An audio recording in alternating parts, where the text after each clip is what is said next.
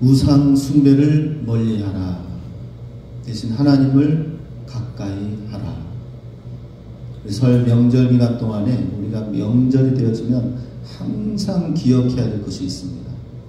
그것은 우상 숭배를 멀리해야 되고, 대신 이 명절 기간 동안에 어떻게 더 하나님과 함께하고 하나님을 더 가까이 하며 섬기며 나아갈 것인가 생각해야 될 것입니다. 이 명절 기간 동안에 여러 제사와 우상 숭배들도 많이 있습니다. 우리나라만이 아니라 전 세계 민족뿐만 아니라 이스라엘 민족 가운데서도 우상 숭배가 있었습니다. 하나님께서는 이스라엘 민족, 하나님의 백성들인 이스라엘 민족 가운데 우상 숭배가 있는 것을 어떻게 대하셨는지를 보기로 원합니다. 우리가 성지 순례를 가다 보면은 저는 아직 동남아 단기 선교밖에 안 가봤지만 예루살렘과 곳곳에 성지 순례를 가다 보면은 이집트, 애굽에 여러 피라미드들과 신당들이 많이 있습니다. 그런데 너무나도 기이하고 놀라운 거예요. 어떻게 이렇게 황막한 사막 가운데에 이렇게 고대 문명이 얼마나 발달했길래 이런 거대한 피라미드와 이러한 조각들이 세워질 수 있을까 놀라게 된다고 합니다. 피라미드를 쌓아놓은 그 돌 하나하나가 대리석을 깎아놓은 것처럼 자로 대패질 하듯이 잘 가듬어가지고 만들어 온 돌멩이 하나가 무게가 2.5톤에 해당된다고 합니다. 그것이 수천 개, 수만 개가 곳곳에 쌓여져 있습니다. 경이롭기까지 합니다. 그런데 이것은 무엇을 말합니까? 바로 얼마나 신격화가 많이 이루어졌느냐 하는 것을 보여주는 것입니다. 그 당시 신격화가 얼마나 많이 발달되어졌는지를 보여줍니다. 왕을 신격화시키고 또 다른 어떤 뱀과 태양을 신격화시키고 그들 가운데 보이는 특별한 것이다 싶으면은 의미를 부여해서 신을 만들고 엄청난 단들을 쌓은 것을 보게 됩니다. 이러한 애굽의 가운데에 이스라엘 백성들이 노예로 살고 있었습니다. 그랬을 때 그 이스라엘 백성들이 살고 있는 그 문화는 우상 숭배의 문화인 것을 알고 거기에서 구원하고 구출하여 출애굽시킨 것이 바로 하나님이십니다. 하나님은 어떻게 그곳 가운데서 구원하게 하셨는가? 먼저 재앙과 능력으로 하나님이 나타나셔서 드러내셔서 구원하셨습니다. 출애굽기 12장 12절 같이 있습니다. 내가 그 밤에 애굽 땅에 두루다니며 사람과 짐승을 모론하고 애굽 나라 가운데 처음 난 것을 다 치고 애굽의 모든 신에게 벌을 내리리라. 나는 여호와로라. 애굽 가운데 10가지 대재앙을 통하여서 그것은 애굽에 있는 신이라고 하는 존재들을 하나하나 치고 그런 것입니다. 마지막에는 자기의 애굽의 장자들을 재앙 가운데 침으로 인하여서 결국에는 두 손 두 발 들고 이스라엘 백성들을 내어놓을 수밖에 없는, 이 모든 것에서는 하나님의 구원의 주권을 드러내신 것을 보게 됩니다. 그렇게 해서 구원하신 하나님께서는 이스라엘 백성을 광야길로 인도하시면서 한 산에 이르게 하셨습니다. 그 산이 무엇이죠? 신의 산. 신의 산에 오르게 하셔서 그 신의 산에 모인 백성들을 향하여 하나님의 율법 10계명 두 돌판이 주어져서 율법을 선포하는 시간들을 갖게 됩니다. 그런데 바로 신의 산, 이 신의 산에서 하나님의 율법이 이스라엘 백성들에게 주어지면서 너희들은 애굽에서 섬겼던 모든 우상 숭배를 떠나 나와서 하나님을 믿는 백성으로서 하나님의 법을 알고 하나님의 율법에 순종하며 나아가는 하나님만 섬기는 자가 되라라고 하는 것입니다. 그 10계명을 주신 첫 번째 계명이 오늘 본문의 내용이 되겠습니다. 첫 번째, 두 번째 계명이 나오는데요. 먼저 1절, 2절, 3절 함께 있습니다. 하나님이 이 모든 말씀으로 말씀하여 이르시되 나는 너를 애굽 땅 종되었던 집에서 인도하여 낸 내 하나님 여호와니라. 너는 나 외에는 다른 신들을 내게 두지 말라. 하나님께서 이스라엘 백성 구원받은 주님의 백성들에게 율법을 주시면서 애굽의 모든 우상 숭배에서 건지셔서 하나님의 백성으로서 살아갈 때에 모든 하나님의 축복과 하나님의 다스림과 통치 안에 거하기 위해서 주신 그 법이, 첫 번째 법이 바로 3절에 나와 있습니다.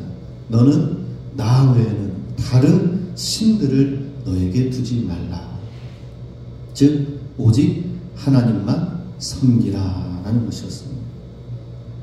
그러니 우리가 예수님을, 하나님을 믿는 우리가 동일하게 가장 최우선적으로 해야 될 것이 무엇입니까? 바로 하나님만 섬기는 일이다 하는 것입니다. 우리 안에 다른 것을 섬기고 다른 것을 따르고 하는 그런 것들이 있지 않는지, 다른 신들을 두지 말아야 될 것을 우리는 철저히 기억해야 됩니다. 그런데 출애굽한 이후에 이 시내 산에서 기다리는 동안에 이스라엘 백성들은 다른 일들이 일어나게 된 것을 보게 됩니다. 그것은 모세가 오랫동안 산에서 머물러 있을 때 이스라엘 백성들이 걱정하기 시작했어요. 왜 모세가 왜 산에 올라가서 내려오지 않느냐. 우리를 인도할 신을 지금 우리 곁에 눈에 보이도록 만들라 하면서 아론에게 요청하는 것입니다. 그러니 아론은 명령하였습니다. 백성들에게. 그 기와 가지고 있는 금고리들을 가지고 와서 금송아지를 만들게 하였던 것입니다.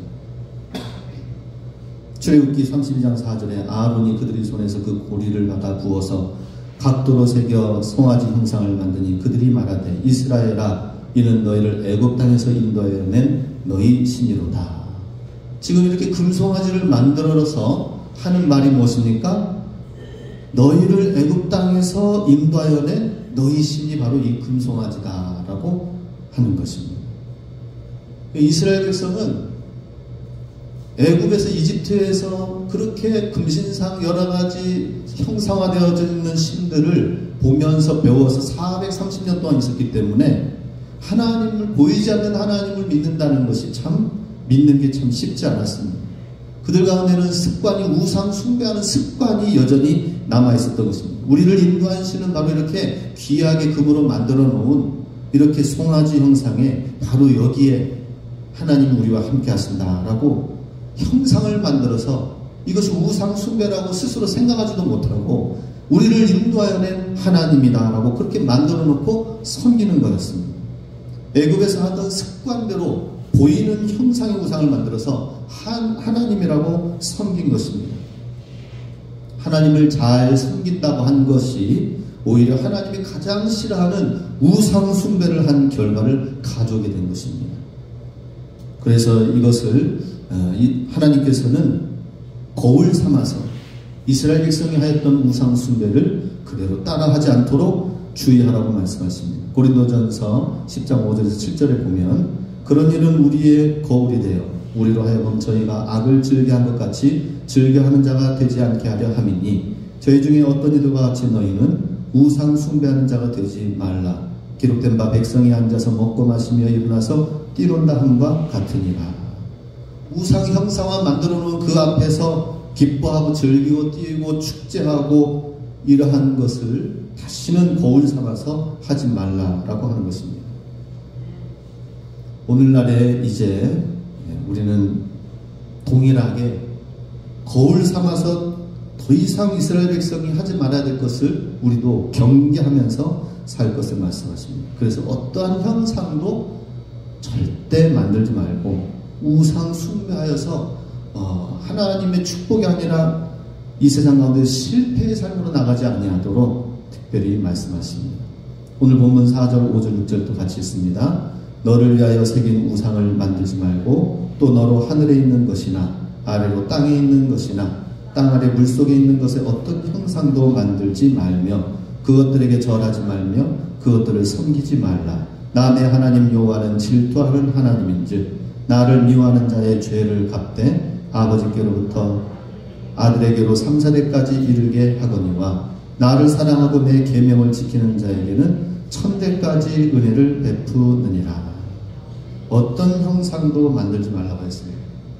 그래서 우리가 어떤 형상도 만들지 말아야 되겠다라고 하지만은 사탄이 교묘하게 오늘날 우리가 살고 있는 이 시대 속에 가라지처럼 뿌려넣어서 우상 숭배가 아닌 것처럼, 조상을 섬기는 미풍양속인 것처럼 해가지고 들어온 것들이 있다라는 것입니다. 바로 명절 때마다 조상 숭배라는 미명 아래 지내는 제사, 그리고 제사 음식을 먹고 거기에 절하고 그러는 것을 말하는 것이죠.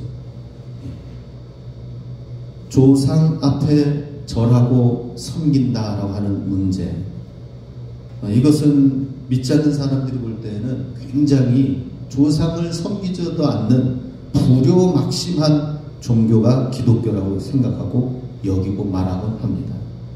그런데 살아계신 부모님께는 잘 섬겨야 되겠지만, 돌아가신 조상이라고 해서 만들어 놓고 한 이 모든 것들, 절하는 이 모든 것은 사실은 그게 예절이 아니다, 효가 아니다라는 것입니다. 영적인 사실, 현실들을 말씀을 성경에서 하고 있는데요. 고린도전서 10장 19에서 21절 같이 있습니다. 그런즉 내가 무엇을 말하느뇨? 우상의 제물은 무엇이며 우상은 무엇이라 하느뇨? 대저 이방인의 제사하는 것은 귀신에게 하는 것이요 하나님께 제사하는 것이 아니니 나는 너희가 귀신과 교제하는 자가 되기를 원치 아니하노라. 너희가 주의 잔과 귀신의 잔을 겸하여 마시지 못하고 주의 상과 귀신의 상을 겸하여 참내치 못하리라. 우리가 잘 분별해야 될 것이, 이 세상 가운데서는 우상 숭배가 아니고 조상을 섬기는 것이다 라고 하는 그 문화 안에 영적으로 분별하지 않으면은, 성경에서는 그 다른 게 아니라 귀신에게 절하는 것이고 귀신과 교제하는 것이고 귀신에게 제사를 드리는 것이다 라고 말씀을 하고 있습니다.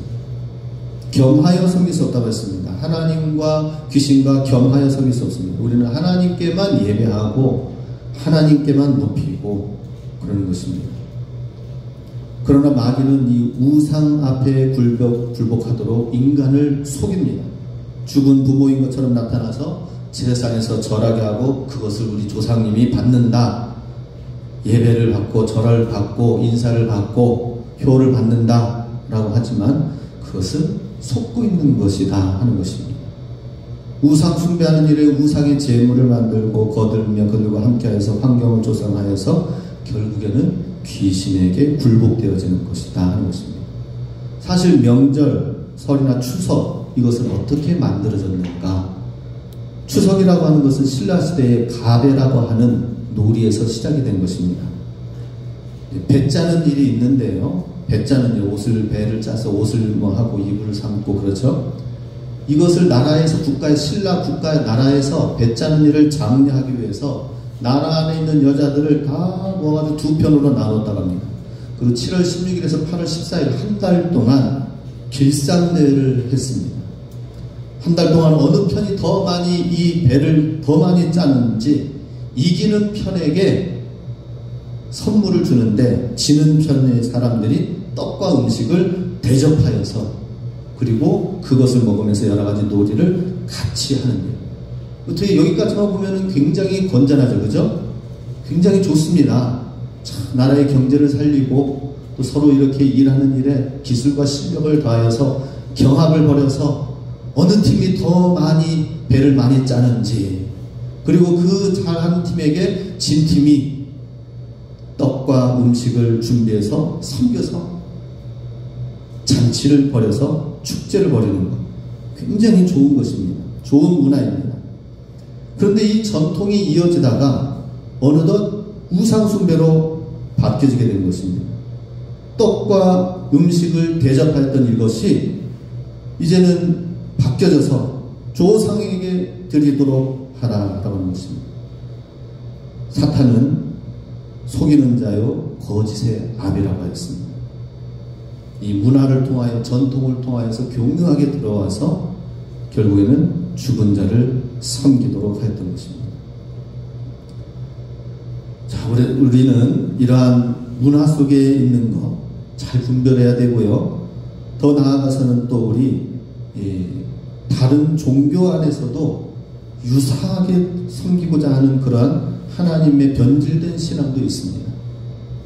가톨릭 가운데서도, 천주교 가운데서도 하나님을 믿는다고 하지만은 사람을 신성시하고 또 변질되어진 모습들이 있는 것을 우리는 분별해야 됩니다. 그들은 기도할 때에 성자 하나님께, 예수님께 기도하는 것이 너무나도 송구스러워서 불의하다고 생각이 되어져서 감히 예수님께도 못 나아가기 때문에 예수님의 어머니 마리아를 통해 기도를 운반하게 하자라고 그런 사상이 들어왔습니다. 모든 기도는 감히 예수님을 통하여 나아갈 수 없다. 너무나도 추한 존재, 죄인이라고 생각이 되는가 봐요.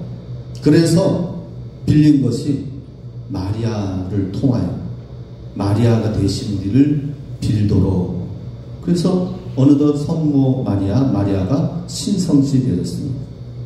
성경에서는 어떤 형상도 만들지 말라고 하였는데, 그 앞에 절하지 말라고 했는데, 성당에 들어가면 그 마당 앞에 이쁜 정원처럼 꾸며놓고 성모 마리아상이 있어서 그 앞에서 절하고 기도하고 그렇습니다. 하나님의 형상이라 하더라도 그렇게 하면 안 됩니다. 그런데 마리아를 만들어 놓고 그렇게 하는 것입니다. 그리고 하나님께 우리의 기도를 전달하는 전달자, 중보자로 여기는 것입니다. 근데 성경에서는 마리아는 하나님께서 예수님을 이 땅에 태어나게 하는 데 있어서 사용되어진 자기 스스로를 계집종이라고 하였습니다. 나는 중보자야, 나는 계집종이다.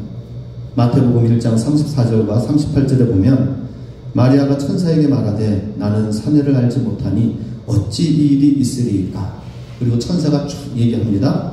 하나님의 능력 가운데 될 것이다 라고 얘기합니다. 그랬더니 믿음으로 받습니다. 마리아가 가로되 주의 계집종이오니 말씀대로 내게 이루어지이다 하며 천사가 떠나갑니다.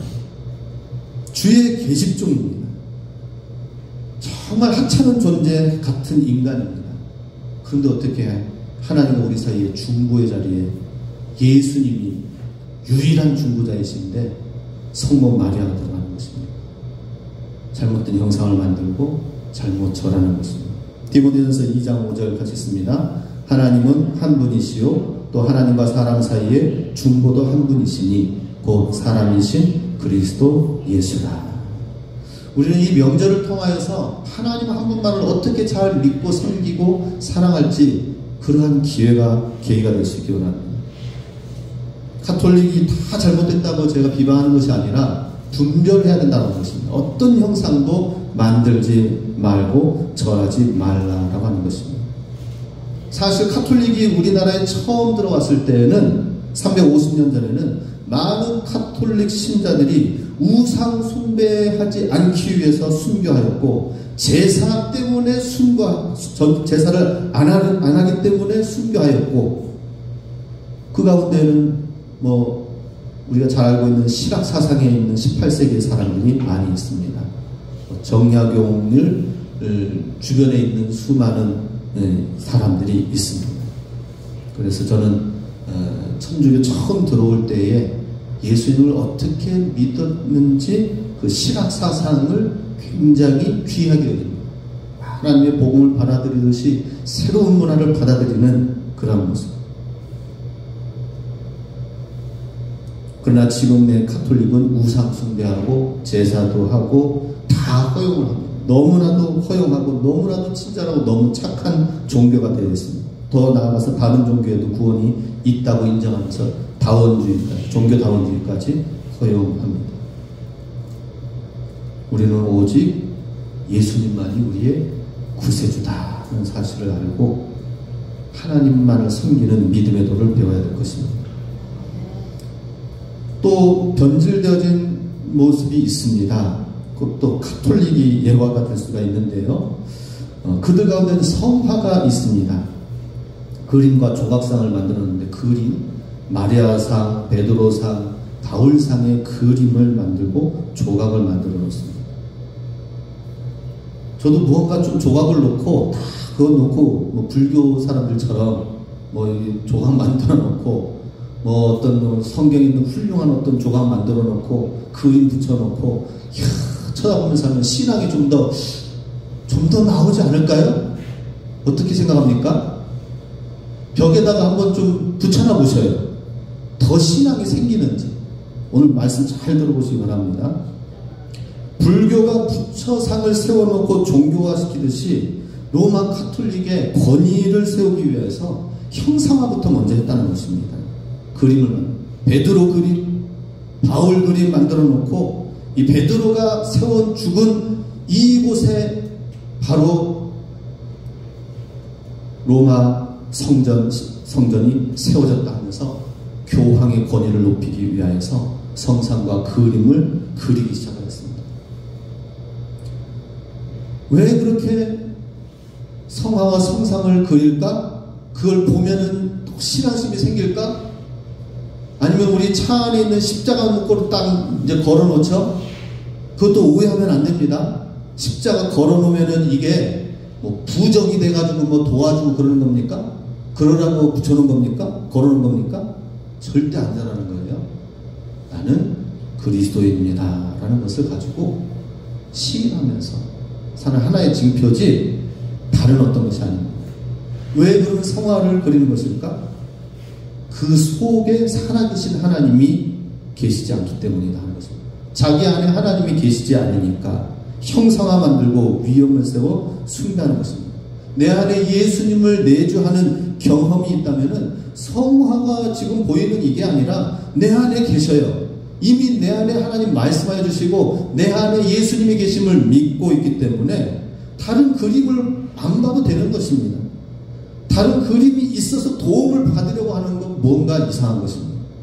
오히려 우상을 만들어 놓고 하는 것은 하나님을 인격적으로 사람의 마음을 빼앗아가는 것이다 하는 것입니다. 우리 마음에서 하나님을 진실로 살아계신 하나님을 존재하고 임재하고 경험하게 하는 것을 빼앗아가는 게 오히려 성상이고 그림이고 우상이다 하는 것입니다. 우리 예수님을 직접 경험하시기 바랍니다. 예수님이 나를 이렇게 사랑하시는구나. 오늘 아침에도 저도 정말 나와 함께 하시는 예수님을 다시 한번 경험해 봅니다. 아침에 주일 예배를 하기 위해서 이제 샤워를 쫙 합니다. 위에서 쫙 뿌려지는 거기에 따뜻한 물이 이렇게 하는데 물로 깨끗하게 씻어지는 것을 보나요? 이야, 이 물이 얼마나 소중한가. 근데 이 물이 그냥 물이 아니라 따뜻한 물 되어지니 이게 에너지가 되어져가지고, 그죠? 이 보일러에서 가열되어져가지고 에너지가 들어가서 따뜻한 물로 해서 내 위에 내 몸에 온기를 부어주니까 얼마나 참 감사한 일인가. 물로 인하여, 따뜻한 물로 인하여 하나님이 내 삶 가운데 이렇게 물을 주시고 에너지를 부어주시고, 근데 그 어떤 에너지보다 바로 내 안의 삶의 근원이 되시고 힘이 되시는 분이 예수님이다 하는 것을 경험하게 되는 것입니다. 형상화나 이게 필요 없는 것입니다. 우리 안에 주님과 함께 동행하는 삶, 하나님의 말씀이 있는 것이 중요한 것을 기억하시기 바랍니다. 또 눈에 보이지 않는 숨어있는 우상들이 많이 있습니다. 그 우상 가운데 하나가 바로 우리의 육신이다 라고 하는 것입니다. 육신. 나는 이런저런 거 만들어 놓고 우상 숭배하지 않습니다. 자신 있게 말하는 사람들이 있어요.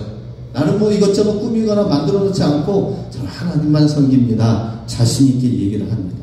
그런데 사람이 됐든지 사물이 되었든지 만들어 놓지 않는다 하더라도 하나님보다 더 사랑하고 위하는 것이 있다면 그게 우상 숭배가 되는 것입니다. 마태복음 27장 37, 38절 같이 있습니다. 예수께서 가라사대 내 마음을 다하고 목숨을 다하고 뜻을 다하여 주 너의 하나님을 사랑하라 하셨으니 이것이 크고 첫째 되는 계명이요. 자, 우리 아까 전에 본문에서 3절에서 읽은 것은 뭐예요? 나 외에 다른 신을 두지 말고 하나님만 섬기는 것이 첫 번째 계명입니다. 그죠? 10계명은 첫 번째 계명. 하나님만 섬겨. 다른 신을 두지 말고 하나님만 섬기는 것이 구약 성경에서는 10계명 첫 번째 계명입니다. 신약에서 예수님께서 하신 첫 번째 계명은 가장 크고 첫째 되는 계명이 뭐라고요? 지금 읽은 말씀, 마음을 다하고 목숨을 다하고 뜻을 다하여 주 너의 하나님을 사랑하라. 이것이 뭐라고요? 크고 첫째 되는 계명이다 라는 것입니다. 그러니 우리 하나님을 섬기는 것, 다른 우상 숭배, 다른 신을 만들지 않고 하나님만 섬기는 것을 다른 말로 표현하자면 뭐예요? 주 너의 하나님, 우리 하나님을 마음과 목숨과 뜻을 다하여 힘을 다하여 사랑하는 것이다 라고 말하고 있습니다. 그런데 이것보다 더 다른 또 다른 것을 사랑하면은 그게 우상 숭배가 된다는 것입니다. 마태복음 10장 37절 예수님께서 좀 더 구체적으로 말씀하십니다. 아비나 어미를 나보다 더 사랑하는 자는 내게 합당치 아니하고 아들이나 딸을 나보다 더 사랑하는 자도 내게 합당치 아니하고. 왜 이것이 예수님보다 더 사랑하는 것이 우상이 되는 것인가? 우리에게 있어서 최고의 우상은 사실은 우리의 육신입니다. 나 자신입니다. 우리 자신을 잘 가꾸고 하는 것은 참 좋습니다. 근데 그 가꾸는 걸 넘어서서 너무나도 그 필요 이상으로 우리의 몸에 가치를 부여하고 우리의 몸을 더 너무 위하는 것은 그것은 자기 자신이 하나님보다 더 사랑하는 위험한 모습이 되는 것입니다. 우리 육신은 자꾸 우리 사람은 우리 육신이 원하는 대로 육신이 편한 대로 육신이 원하는 대로만 나아가는 것입니다. 오늘 힘들어서 예배 안 갈래. 그러면은 예배 안 가는 사람은 육신에게 지는 것입니다. 오늘 피곤하니까 오늘 기도 안 할래. 기도 안 해도 그냥 살 수 있으니까는 기도 안 하게 됩니다. 육신이 좀 덜 힘들고 더 피곤하다고 하면은 신앙생활을 미루는 것입니다. 육신이 기도하지 말자고 하면 안 하고 교회 가지 말고 텔레비전 보자고 하면 텔레비전 보고 전도와 헌신과 열심을 품자고 하면은 육신이 그것은 싫다고 합니다. 육신이 시키는 대로 즐거운 대로 좋아하는 대로 나아가는 것입니다. 그런데 이렇게 하는 것이 자기를 행복하게 하는 것이 아니라 편하게 되어지는 것이 다 좋은 것이 아니라 사도 바울이 이렇게 말씀합니다. 로마서 8장 13, 14절 같이 있습니다. 너희가 육신대로 살면 반드시 죽을 것이로되 영으로서 몸의 행실을 죽이면 살리니 무릇 하나님의 영으로 인도함을 받는 그들은 곧 하나님의 아들이라. 육신대로 살면 반드시 죽을 것이로되 라고 나와 있습니다. 육신대로 살면 육신은 죽지요. 당연히 흙으로 돌아갈 수밖에 없습니다. 여기서 죽을 것이로되 하는 것은 둘째 상황을 말합니다.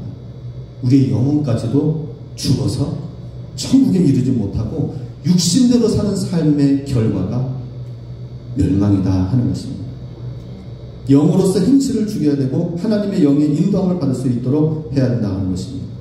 우리 육신의 약점은 육신대로 사는 것. 근데 이 육신대로 사는 것이 바로 우상이 된다는 것입니다. 하나님을 더 사랑하면은 이 육신대로 살지 않냐고 하나님 주신 비전, 하나님의 말씀 순종하며 나아갈 때 거기에 생명이 있고 행복한 문이 열려지게 되는 것입니다. 우리 모두가 다 육신대로 살지 말고 하나님의 영으로 살 수 있도록 깨어 기도해서 우상 숭배하지 않고 하나님만 사랑하며 나아가는 저와 여러분이 될 수 있기 바랍니다. 또 눈에 보이지 않게 우리 가운데 우상화되어지는 것이 있습니다. 그것은 돈이다라고 하는 것입니다. 세상의 물질, 문명이 되는 것입니다. 디모데 전서 6장 7절에서 10절 같이 있습니다. 우리가 세상에 아무것도 가지고 온 것이 없음에 또한 아무것도 가지고 가지 못하리니 우리가 먹을 것과 입을 것이 있은즉 족한 줄로 알 것입니다. 부하려 하는 자들은 시험과 올무와 여러 가지 어리석고 해로운 정욕에 떨어지나니 곧 사람으로 침륜과 멸망에 빠지게 하는 것이라. 돈을 사랑함이 일만하게 뿌리가 되나니 이것을 사모하는 자들이 미혹을 받아 미혹의 믿음에서 떠나 많은 근심으로써 자기를 찔렀도다. 우리가 이 세상에 아무것도 가져온 것이 없기 때문에 또한 아무것도 가져가지 못할 것이다. 대신 우리가 먹을 것과 입을 것이 있으면 그것으로 족한 줄로 알자라는 것입니다. 그런데 부하려고 하는 자들은 시험과 올무와 어리석은 해로운 정욕에 떨어지게 된다는 것입니다. 그리고 모든 악의 뿌리가 그 안에서 깊이 박혀지게 된다는 것입니다.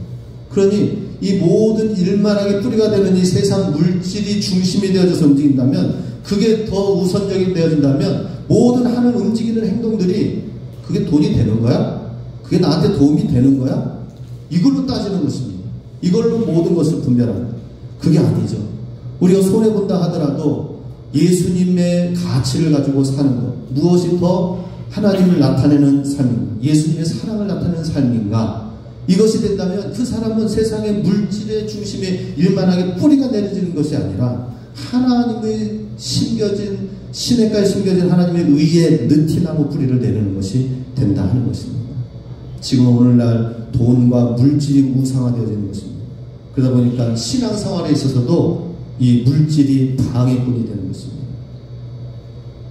부자와 나사로 이야기 아시죠? 부자가 결국에는 이 세상에서 참 호화롭게 잘 살았지만은 죽어서 음부에 가서 정말 한탄하면서 그제서야 돈의 가치가 없다는 것을 뒤늦게 깨닫게 되었습니다. 그리고 거지였던 나사로가 저 아브라함 품의 낙원에 있는 것을 보면서 그 손끝에서 물을 찍어서 나에게 한 모금만 내려줘, 내 혀를 서늘하게 해달라고 부탁을 하는 것입니다. 철저히 세상의 물질은 영원한 생명의 세상 가운데서는 하나도 가치가 없다는 사실을 뒤늦게 깨달은 것입니다. 만약에 이 음부를 경험하고 나서 부자가 다시 한번 부자에게 기회가 주어진다면 돈과 믿음 중에 무엇을 고르고 선택할까요? 믿음을 선택할 것입니다. 최후의 상황에서 돈과 물질은 내 영혼에 아무런 도움이 되지 않냐고 오직 예수님만이 나의 힘이요 나의 도움이 되신다라고 하는 것입니다. 우리 하나님과의 관계, 예수님과의 관계가 무엇보다도 중요합니다. 최고의 가치가 되어야 되는 것입니다. 우리는 돈의 노예가 돼서 끌려가는 것이 아니라 돈을 지배하고 다스려서 하나님의 영광을 위하여 쓰여져야 될 것입니다. 우리 세상의 최고 가치 돈보다 예수를 더 귀하게 여기는 삶을 통하여 그런 귀하게 여기는 우리의 모습이 세상 가운데 발견되도록 해야 될 줄로 믿습니다. 끝으로 세상 문화 속에 우상 숭배의 요소들이 있다는 것입니다. 시편 81편 9절에 너희 중에 다른 신을 두지 말며 이방신에게 절하지 말지어다. 다른 신이라는 것은 자꾸 다른 것을 만든다고 하는 것입니다. 이방신이라는 것은 세상신을 말하는 것입니다. 하나님보다 더 사랑하는 것이 이 세상 가운데 있다 하는 것입니다. 이 세상, 요한일서 2장 15, 17절에 있습니다. 이 세상에나 세상에 있는 것들을 사랑치 말라. 누구든지 세상을 사랑하면 아버지의 사랑이 그 속에 있지 아니하니 이는 세상에 있는 모든 것이 육신의 정욕과 안목의 정욕과 이생의 자랑이니 다 아버지께로 쫓아온 것이 아니요 세상으로 쫓아온 것이라. 이 세상도 그 정욕도 지나가되 오직 하나님의 뜻을 행하는 이는 영원히 거하느니라. 세상에 있는 것들을 사랑하게 된다면 우리가 제일 첫 번째 계명이 하나님만 섬기는 것, 하나님만 사랑하는 것입니다. 하나님만 사랑하지 못하게 하는 것이 세상과 세상에 있는 것들이라는 것입니다. 그것을 야고보서에서는 세상과 벗된 것이라고 표현하는데 4장 4절에 가늠하는 여자들이여 세상과 벗된 것이 하나님의 원수임을 알지 못하느뇨. 그래도 누구든지 세상과 벗이 되고자 하는 자는 스스로 하나님과 원수되게 하는 것이니라. 우리 세상 가운데서 너무 우리 삶을 노출시키면 안 됩니다. 하나님의 말씀 앞에 노출되어야 되고 하나님의 성전에 더 엎드려야 되고 하나님의 임재 안에 들어가는 시간들을 우리가 더 확보해야 됩니다. 그런데 대신 우리는 세상과 자꾸 거시되어 들어갑니다. 텔레비전이 즐겁고 우리는 예배드리면서 예수님으로 입었다가 세상으로 나갈 때는 스마트폰 옷으로 옷 입는다고 하죠. 요즘에는 스마트폰으로 그냥 모든 일들을 다 합니다. 최후의 가치는 예수로 옷 입는 것이다 하는 것입니다. 우리 마지막 로마서 13장 14절 같이 있습니다. 오직 주 예수 그리스도로 옷 입고 정욕을 위하여 육신의 일을 도모하지 말라. 예수로 옷 입어야 됩니다. 예수로 덧입혀져야 됩니다. 세상 가운데 살면서 세상의 그 즐거움에 빠지는 것이 아니라 우리는 예수님의 옷으로 입고 예수님의 제자, 예수님의 자녀의 신분으로 우리가 살아야 된다는 것입니다. 이렇게 하여서 우리 이 명절을 위하여서 우상을 멀리하고 하나님을 더욱 가까이 하고 분별하여서 우리 마음에 우리 중심에 첫째 계명 하나님만 사랑하는 것이 온전히 세워져서 이 세상에서 가장 존귀한 사람으로 세워져 나가는 그런 명절의 출발점이 되시길 주님의 이름으로 축복합니다.